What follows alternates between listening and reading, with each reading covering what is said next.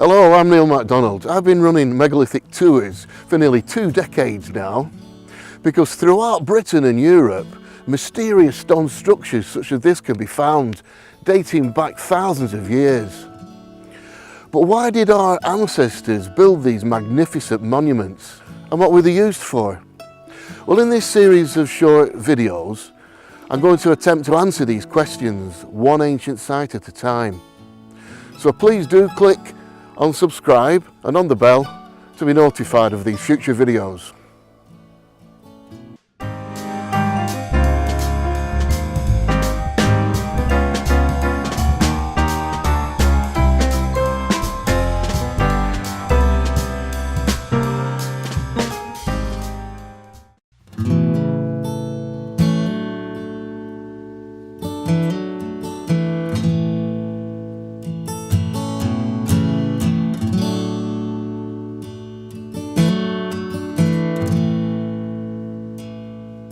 Longmeg and her daughters are a highly significant set of ancient sites on the eastern periphery of the Lake District. And this is Longmeg herself, a 12-foot high megalith overlooking the daughters, the huge stone circle. And in the area there are also lots of other ancient sites to be found, and we'll visit 1 or 2 of those very soon. But what a beautiful place our ancestors decided to raise these stones.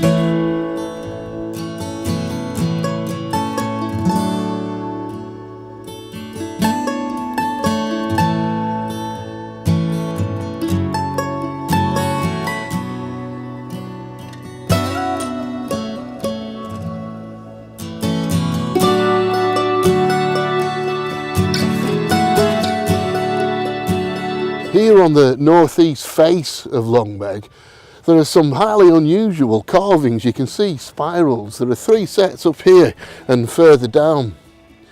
This is really something you don't see very often in the UK, apart from here at the sites in Longmeg. I do wonder though whether this is some sort of chart or a map of the area showing the location of various ancient sites.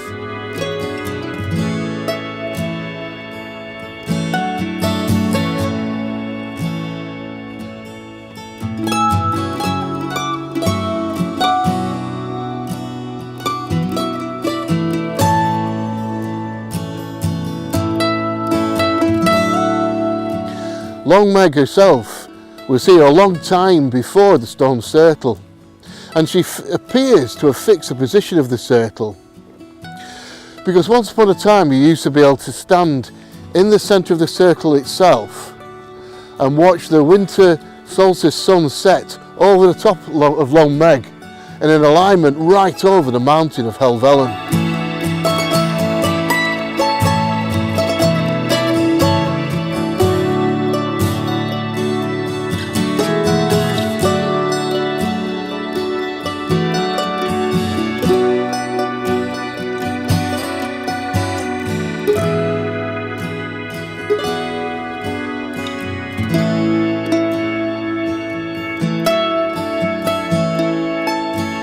So legend has it that Longmeg and her daughters were a coven of witches that were turned to stone by a Scottish wizard for dancing on the Sabbath. But the story is, if you can go around the stone circle and count the stones and get the same number twice, then they'll all turn back into a dancing party of witches. If you want to cheat though, there are 69.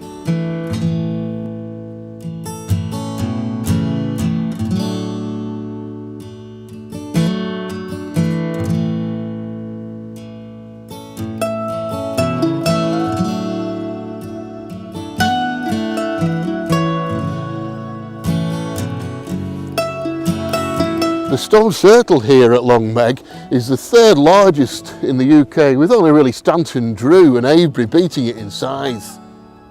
The diameter at the largest point is 360 feet, and there's a flattened portion off to the north. But the circle also points out the cardinal points with huge stones to the east and the west, and this magnificent 28-ton stone here marking out the southern point.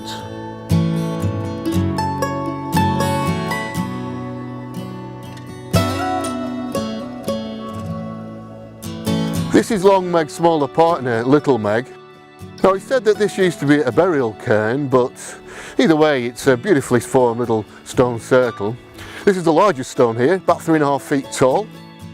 But by far the star of the show is this one here. It's got some wonderful carvings of spirals and concentric circles, probably the best spirals of any site in Britain. If you could take the field boundary away, you'd see Long Meg over in that direction.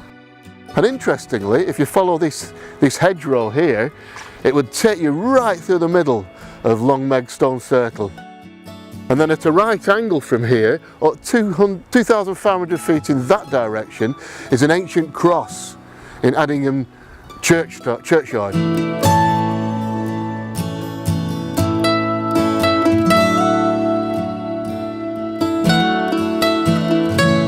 There are many wonderful ancient and historical churches in the Lake District, and this is a fine example here. This is Addingham Church. It's St Michael's and All Angels. It's a wonderful red brick, beautiful. But what we've actually come to see here is this.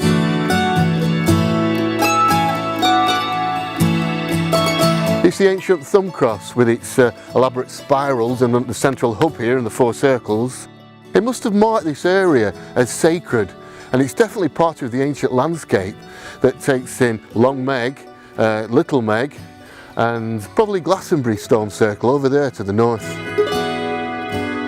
The other remaining site of the Long Meg cluster is Glastonbury Stone Circle. Now it lies due north of the circle at Long Meg, and an alignment straight through the cross in Addingham, and here it stands on its levelled out platform. It's a little bit different than your average stone circle because you'll notice that the stones are very much closely packed together. Stone circles usually have quite a distance between the stones. So it could have been a burial area, we're not quite sure really. And somewhere on here there are some carvings as well, like there are at Long Meg and Little Meg. But they can't find them here, they're almost pretty much lost. So if you enjoyed the film, please do make a comment, click on like and unsubscribe. And also on the little bell above to be informed of future videos. If you'd like to make a contribution to the making of these films, my PayPal and Patreon accounts are below. Tour information is at www.megalithictours.com.